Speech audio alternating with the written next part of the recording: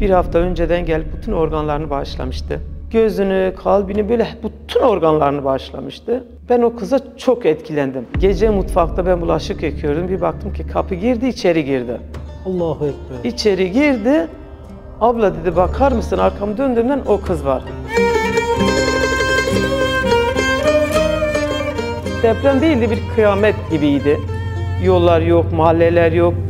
Bir ev varsa o evine bile gidemiyorsun, oturamıyorsun. Evin içinde bile ev sana sanki düşmandır. Sen namaza duruyorsun, sanki ev arkada seni alıp götürecek. Bir teyze vefat etmiş tam 7. gün. Ne bir morluk var, ne bir renk değişiklik var. Hiçbir şey yok. Aşırı derecede kurtlanmış, böceklenmiş bir cenazeyle karşılaştım. Biz haftalık temizlesek bile dahi bu kurtlar dedi sanki kendilerinden üretiyor. 10 ay sonra o mezar açıldı. Dediler ki yani erkekler dokunmaz, bayanlar çıkarsın. Biz bayan olarak da hani kabrin içine ilk kez gireceğiz, korkuyoruz da korkmuyoruz desek. Sonra yavaş yavaş dokununca hiçbir şey olmamış gibi. Kadın sanki yeni ölmüş gibi. Abla depremden sonra neler değişti hayatımızda? Daha çok tersine döndük ve depremde hiçbir ders de almadık. Aslında o deprem bize çok şey anlattı. Biz anladık ama anlamamazlıktan geldik. Yer altında kalmaya devam edin.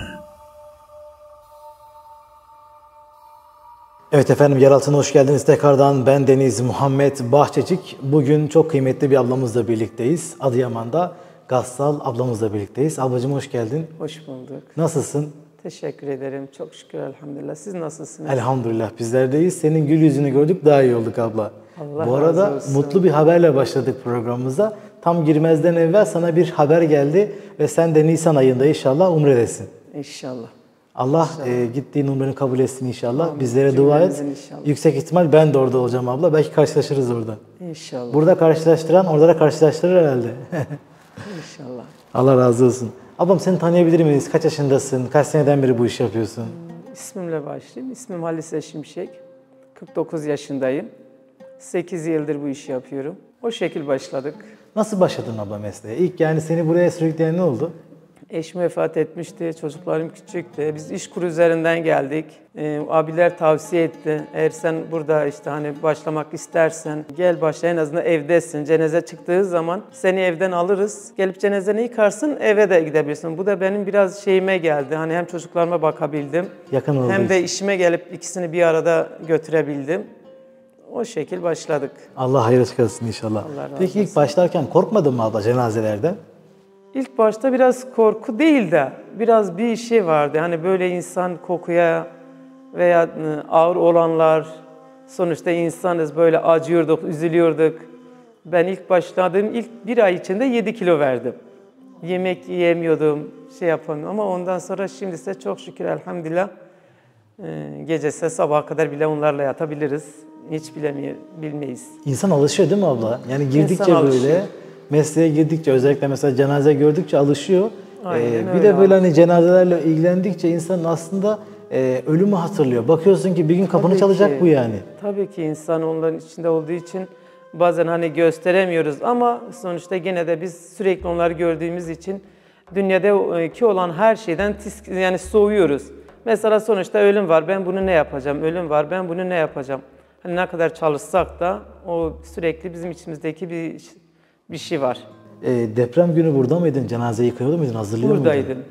Depremin 2. günü geldim. Öğlen vaktiydi. Halam vefat etmişti, onu getirdik. Ondan sonra zaten buraya geldim ki bütün arkadaşlar, personelimiz, ekibimiz komple burada. Artık ondan sonra zaten 40 gün boyunca ne evimizi gördük, ne çocuklarımızı gördük. Burada kalktık, burada yattık. Peki abla bir söylenti var. Depremde şehrin içerisinde ağır bir ceset kokusu var diye. Yani şehri ceset kokusu sarmış dediler. Bu doğru mu abla? Biz şehrin içini hiç görmedik. Biz cenazelerle uğraşıyorduk. Zaten orada buradaki o koku yine cenazeler, hani bu müdürlüğün önü sayısız cenazeler var. Kimisi gelirdi, sahipleri gelirdi, arıyorlardı kendi cenazesini bulmak için. Onlara yardımcı oluyorduk.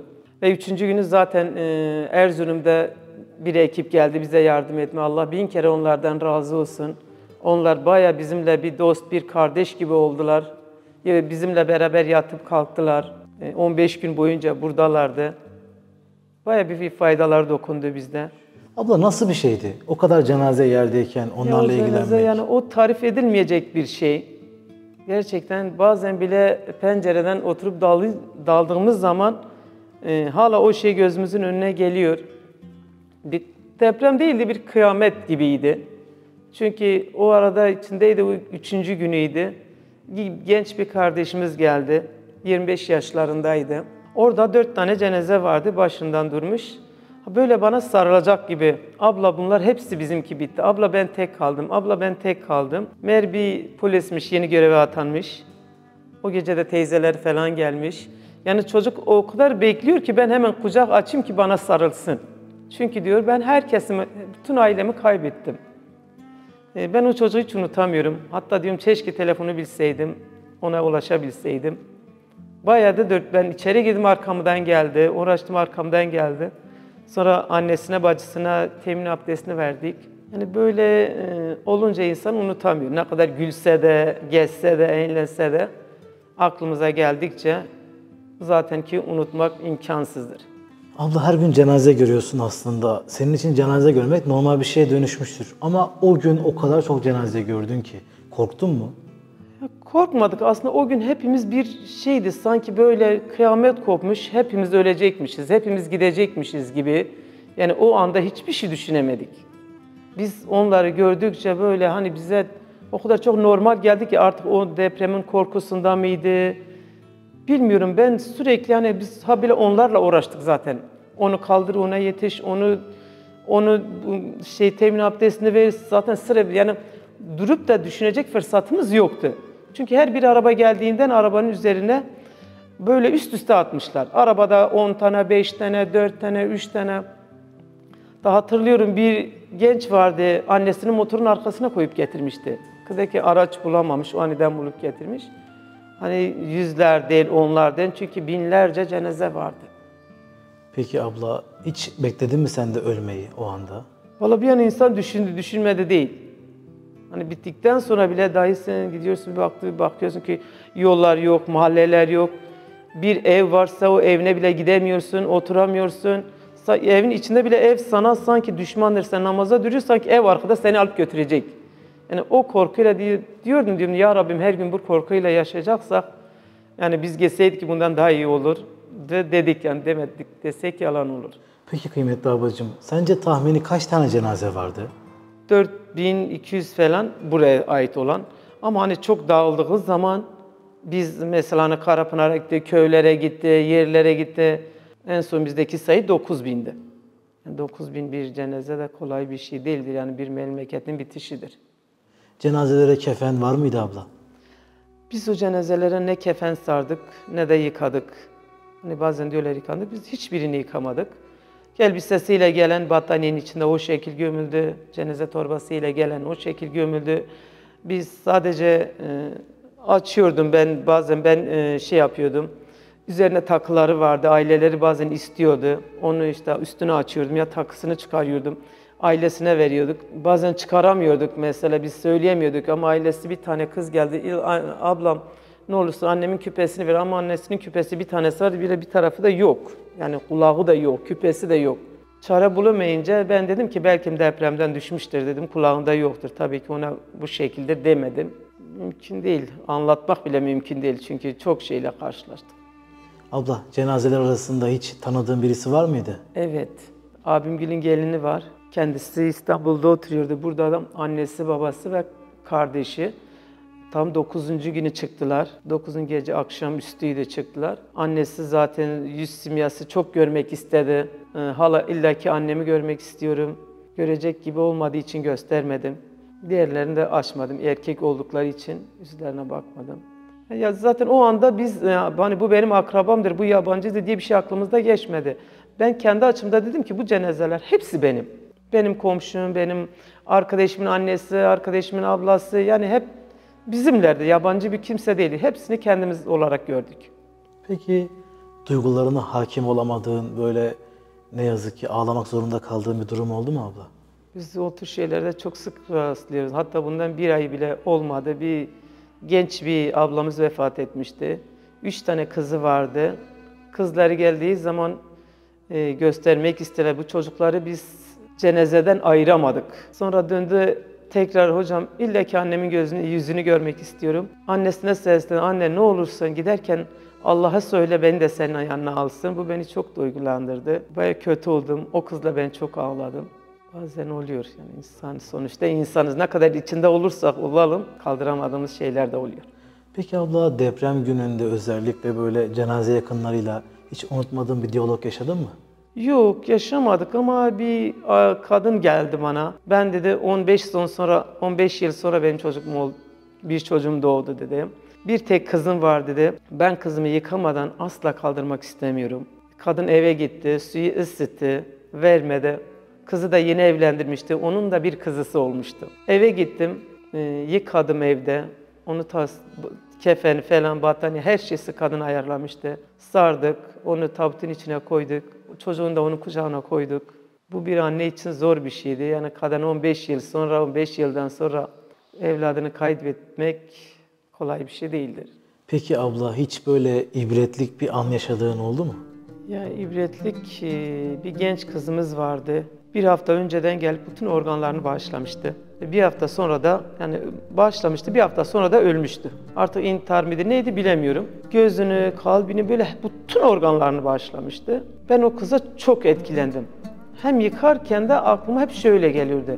Ya Rabbim hani gözünü, kalbini, yüreğini hepsini dünyada bırakarak sana geliyor. Acaba bu doğru mudur ve öbür dünyada sen tekrar bu kardeşimize bunları iade edecek misin? Ve bunun tekrar olacak mı? Hem yıkıyorum hem söylüyorum kendi içimden. Ve eve geldim yine hiç aklımda çıkmadı. Kız da nişanlıydı daha çeyizi falan hep atılmış evlenecekmiş. Gece mutfakta ben bulaşık yıkıyorum bir baktım ki kapı girdi içeri girdi. Allahu Ekber. İçeri girdi. Abla dedi bakar mısın arkamı döndüğümden o kız var. Elini böyle kaldırdı. Bak abla dedi gözümde var bak seni görüyorum bulaşık yıkıyorsun. Gözümde var, kalbimde var. Her şeyim eksik hiçbir şeyim yok. Orada dedim ki dur sen annenle haber vereyim. Hayır dedi bir tek beni sen merak ettiğin için ben kendimi sana gösterdim. Ben bundan çok etkilenmiştim. Allah razı olsun. Çok özel bir hikayemizde. Güzel kokan bir cenazeye denk geldin mi abla? Gördüm. Anlatır mısın? Cenaze geldi, üstünü açtım. Yaşlı bir teyzeydi. Çok güzel bir teyzeydi. Sanki böyle ölmemiş gibi, yıkadıkça sanki bana yardım ediyormuş gibi. Yani yıkamasından bile dahi hiçbir zorluk çekmedim. Kadın 2 defa hacca gitmişti, aylık kızına sordum. Çok cömert bir insanmış. Onu gördüm, ona da rast geldim. Rabbim öyle yaşamayı ve öyle ölmeyi nasip Amin. etsin bize inşallah. İnşallah cümlemize. Peki abla deprem günü özellikle sormak istiyorum. Hiç böyle hasar almamış, hiçbir yerinde bir tahrip yok. Ama ölmüş, sanki uykusundaymış gibi ölmüş. Onu 7. gündü, yaşlı bir teyze geldi. Dışarıdaydı, hatta bir polis abimiz var, beni de çağırdı. Abla dedi, görüyor musun dedi. Açtık ki bir teyze vefat etmiş, tam 7. gün. Ne bir morluk var, ne bir renk değişiklik var. Hiçbir şey yok. Sanki yeni ölmüş yatağından kalıp getiriyormuş gibi. 7. günü hatta polis abimiz de özellikle abla gel bak hele. 2-3 defa da tekrarladı maşallah maşallah abla görüyor musun bu teyzeyi? Evet dedim üstünü kapat kimse görmesin. Çünkü 2. 3. günden sonra bize hep moralmış, şişmiş, çok kötü vaziyette geldiler. Ama o 7. gün olduğuna rağmen sanki 1 saat önce teslim olmuş gibi geldi. Peki abla, cenazelerin içinde görüp hiç unutmadığın birisi oldu mu? Unutmadığım bir cenazemiz vardı. Dışarıdan gelmişti. Gece saat 9'du. Yanında hiç bayan yoktu. Sadece 2 tane abi kendisiyle gelmişti. Buradan getirdik, bu odaya koyduk. Hep dediler ki bir bayan yardım için gelecek. Bekledim, gelmeyince artık gece saat 9 oldu. Dedim neyse ben bunu yıkayayım kaldırayım. Açtığımdan simsiyahtı, simsiyaydı. Gözleri de kıpkırmızıydı. Bir çekildim ve bir daha yaklaştım. Gözünün üstüne biraz pamuk koydum. O şekil yıkadım. Üstünü kapattım. Ama o cenaze çok farklı bir cenazeydi. Dediğim gibi o cenaze de aynı şekilde yani bu nasıl böyle sanki böyle insan şey olur gibi söylediğim zaman o cenazeyi de tekrar rüyamda gördüm. Bana dedi ki abla ben böyle değildim. Hastalık beni bu hale getirdi. Hatta ben çıkınca şoför abimizle yakınları dışarıda durmuştu. Korktuğum için bağırmıştım adama. Hiç olmazsa gelip morgun önünde bekleseydiniz bari beni. Ondan biraz korktum, korkmadım desem yalan olur. Çünkü çok değişik bir cenazeydi. Peki abla, çocuk cenazeleriyle karşılaşıyor musun? Bebek ve çocuk cenazesi. Evet, çok karşılaşıyoruz. Nasıl bir his? Çocuk cenazeler çok farklı oluyor. Ben onlarda etkilendiğim kadar büyüklerden etkilenmiyorum. Onlar daha çok masum. Böyle sanki cennet kuşları gibi geliyor. Bazen yıkıyorsun, böyle sardığın zaman böyle sarılıp yabancı da olsa bile onları bir kere öpmek istiyorsun. Onlar beni çok etkiliyor.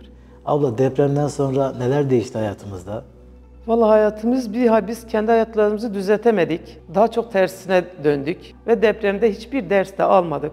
Hiçbir zaman almadık. Aslında o deprem bize çok şey anlattı. Biz anladık ama anlamamazlıktan geldik. Umursamadık ve hiçbir şey olmamış gibi.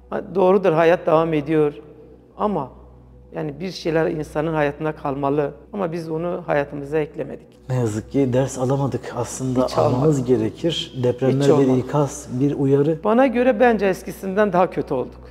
Baktığında aslında Allah musibeti, derdi, kederi, sıkıntıyı bize başımıza bunların gelebileceğini bilelim diye verir. Çünkü bu dünya hayatı gelip geçicidir. Bu dünyada hiçbir şey kalmaz abla. Buna en yakın örneği sen yaşıyorsun. Her gün bir cenazeyle ilgileniyorsun ve bugün gördüğünü Tabii bir daha ki. hiç göremiyorsun. Tabii ki. Ya insanoğlu nasılsa ölüm anı da öyle. Her biri bir çeşittir. Hiçbir ölüm bir ölüme benzemez. Rabbim en doğru şekilde yaşayıp en doğru şekilde teslim olabilmeyi nasip eylesin bizlere inşallah. Rabbim bize razı olduğu bir dönemde canımızı almayı nasip etsin inşallah. Amin. Kıymetli ablacığım, deprem korkusu devam ediyor mu hala? Bende çok. Evim hasarsız ama giremiyorum. Ya de ilahi ölüm korkusu değil. Acaba diyorum ki ben hani o depremde ölenleri gördüm. O yüzden mi artık benden kalıyor, gitmiyor? Artık nedense bilmiyorum. Hiç eve giremiyorum. Müdürümüz Allah razı olsun bize bir konteyner abur vermiş hemen bu köşede. Orada kalıyor. Allah ondan da razı olsun inşallah. Buradan da müdürümüze selam olsun. Müdür çok değerli bir insan gerçekten. Evet. Bizleri de geri çevirmedi. Her zaman bize yardımcı oluyor. Allah ondan razı olsun. Gerçekten bizim için de değerli. Abla, geceleri rahat uyuyabiliyor musun? Evet, ben hiç burada çıktığım zaman hiçbir şey aklıma gelmiyor. Hiç bilmem. Yani böyle bugün bunu yıkadım, şunu ettim. Bu kapıda çıktıktan sonra hiçbir şey hatırlamam. Peki abla, depremin kalıntıları, özellikle mesela binalar, yıkılan evler, bunlar devam ediyor mu hala Adıyaman'da? Vallahi ediliyor. Hala yıkılmayan bir sürü binalar var. Şu an devam ediliyor ama daha var. Peki sence Adıyaman eski Adıyaman gibi mi? Eski Adıyaman diyorlar yani 10 yıl sonra da olmaz, 20 yıl sonra da olmaz. Dediler 5 ay, 1 yıl evde hala enkazlar hepsi yerde. Binalarımız da hepsi ayakta. Ne kadar yıkılsa o kadar da ayakta. Mesleğini seviyor musun abla? Mesleğimi seviyorum. Peki en sevdiğin yanı ne sence? Bilmiyorum ya ben yani oldu biteli hep şey yapardım. Yıllar önce bile kursta bir arkadaşlarla dediler ki bugün işte bir cenaze şeyini göstereceğiz. Kim kefene girer? Ben orada hiç düşünmeden hemen ben girebilirim, ben girerim. Girmiştik yani bilmiyorum ben mesleğimi seviyorum. Aslında ne kadar zor gelse de bana zor gelmiyor. Ya alıştığımız için aslında artık alıştık ya. Şüphesiz tabii ki. Artık alıştık yani 8 yıl bir ömürdür, az bir süre değildir. Ablacığım, anlatsam insanlara ibret olur, hayatlarına çeki düzen verirler diyeceğim bir hikaye var mı? Nevzat abimiz bir gün aradı işte abla bir cenaze var sahipleri gelmiş gelir misiniz? Geldik cenaze nerede? Cenaze gömülü. Tam 10 ay geçmiş arada. 10 ay sonra o mezar açıldı. Dediler ki yani erkekler dokunmasın, bayanlar çıkarsın. Biz bayan olarak da hani kabrin içine ilk kez gireceğiz, korkuyoruz da korkmuyoruz desek. Hani mecbur oldu. Sonra dedik ki ya Rabbim bu kadının bize ihtiyacı var, bizim de sana ihtiyacımız var. Kabrin içine girdik tam 10 ay sonra. Biz dedik belki kemiktir, çürümüştür. Şöyle omuzlarında bir anda tutayım, kaldırayım derken bir anda bir korktum. Acaba çürümüş, dağılır, elime mi gelecek diyerek. Sonra yavaş yavaş dokununca hiçbir şey olmamış gibi. Kadın sanki yeni ölmüş gibi. Tam arada 10 ay geçmiş. Diğer arkadaşla ayak tarafına geçtik. Kaldıramadık, çok ağırdı. Sonra bir beyaz bir bez altından geçirdik. Onu çıkarmaya çalıştık. Ben o kadından çok etkilendim. Çünkü 10 ay ölmüş bir cenaze. Ne herhangi bir koku, ne hiçbir şey. Bir yazmayı böyle katlamışlar. Sağ tarafına yanağının üstüne koymuşlar. Belki inanmayacaklar. O yazmaya bile dahi toprak dokunmamıştı. Normalde var gömülmüş, mesela 3 gün sonra, 4 gün sonra çıkmış otopsiye gitmek için gitmiştir. Ama kokudan arkada erkek arkadaşlarımız çıkarmış, üstündeki kıyafetlerini bile çıkarıp yaktılar.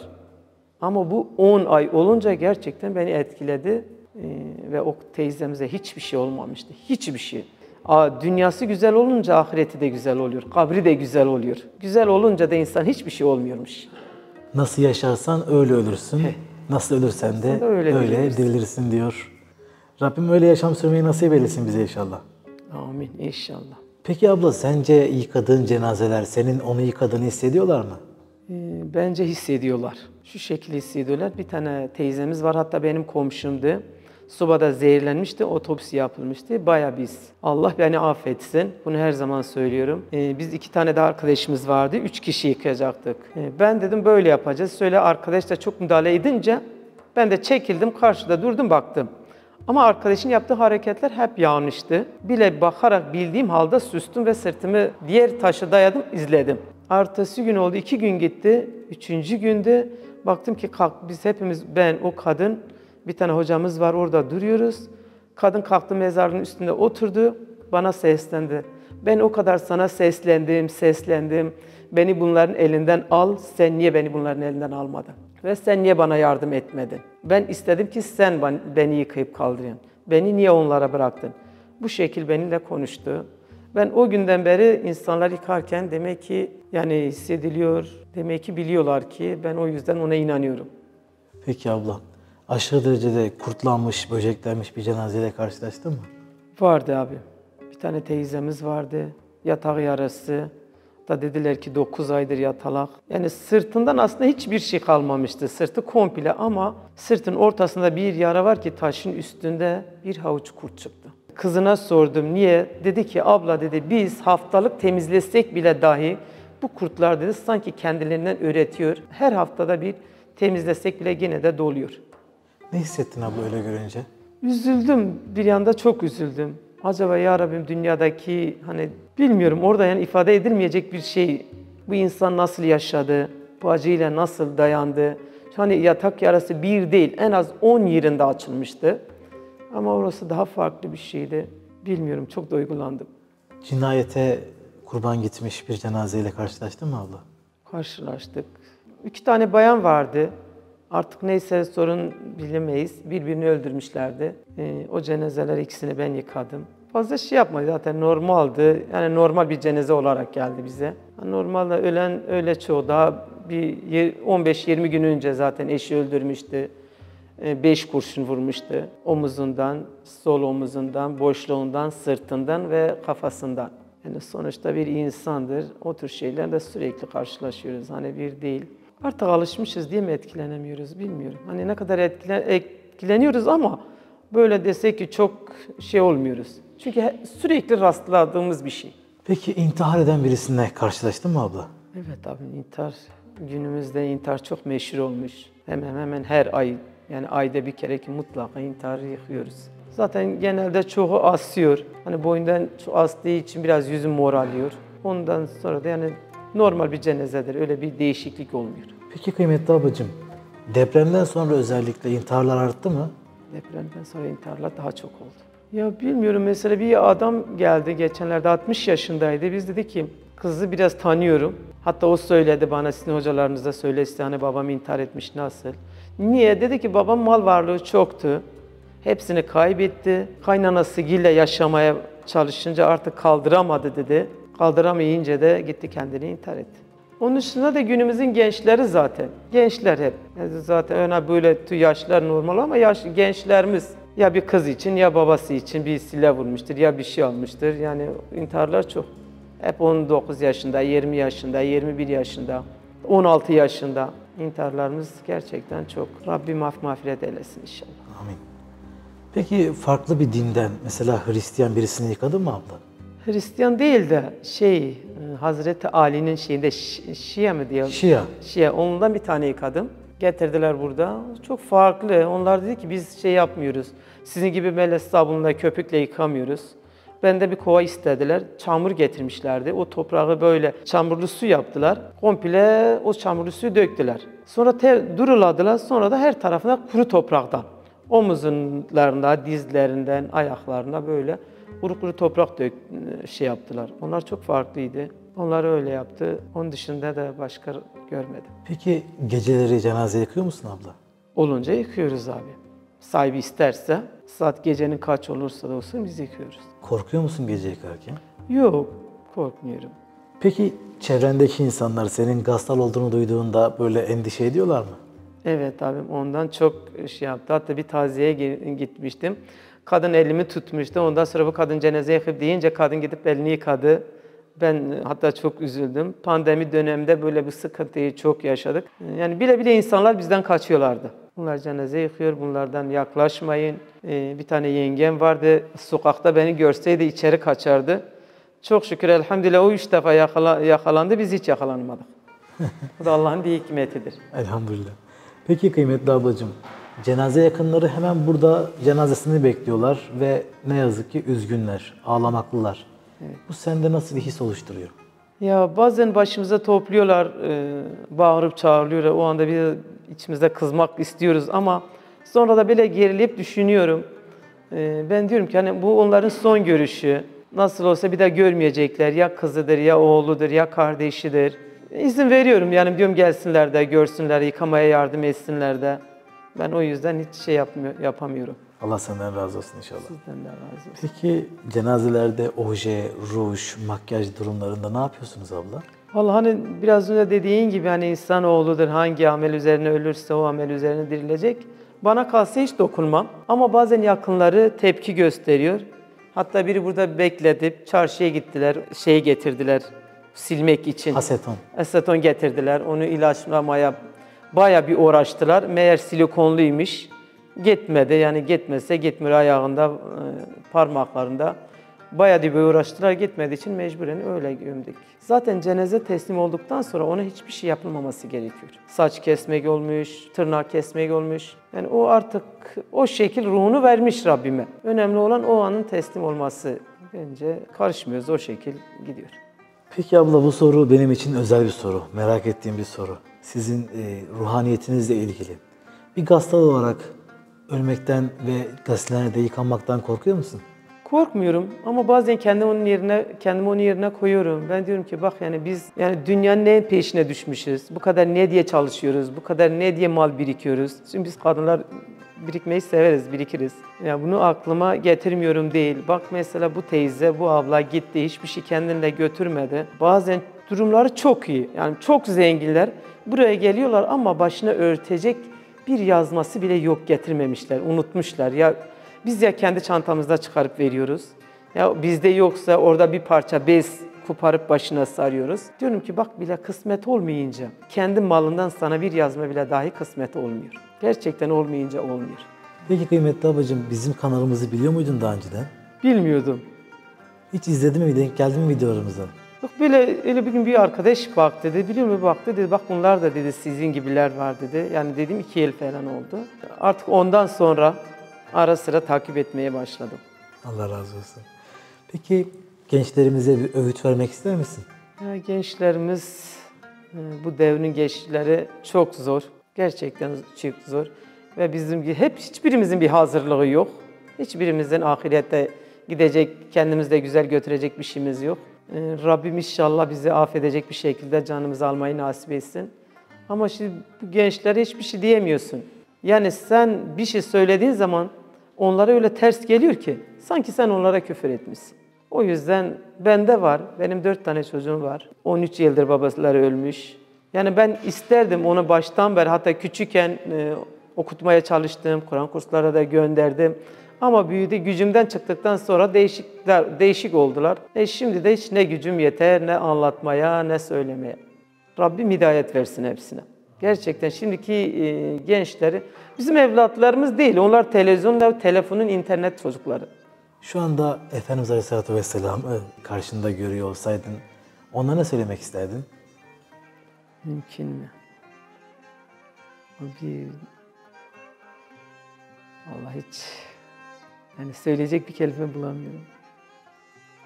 Çünkü ona layık bir ümmet olamadık. Rabbim layık olmayı nasip eylesin inşallah.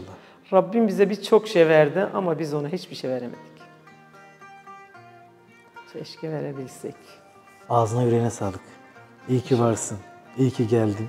Allah Rabbim sizlerden de Allah razı olsun. cümlemizden inşallah. Rabbim yapmış olduğun hayırları, hasenatları, güzel işleri kabul eylesin inşallah. Amin. İnşallah cümlemizi. Rabbim hepimize güzel yollar göstersin. Senin yaptığın bu iş gibi güzel şeyler karşımıza çıkarsın diyoruz. Ve sana teşekkür ediyoruz abla. Ben teşekkür ederim. Söylemek istediğin bir şey var mı? Teşekkür ederim. Allah razı olsun. Ağzına yüreğine Allah'a sağlık. emanet olun. Allah razı olsun. Kıymetli dostlar, bir sonraki programda, bir sonraki bölümde tekrardan buluşmak, görüşmek ümidiyle sizleri alemlerin Rabbine, Yüce Allah'a emanet ediyorum. Hoşça kalın efendim.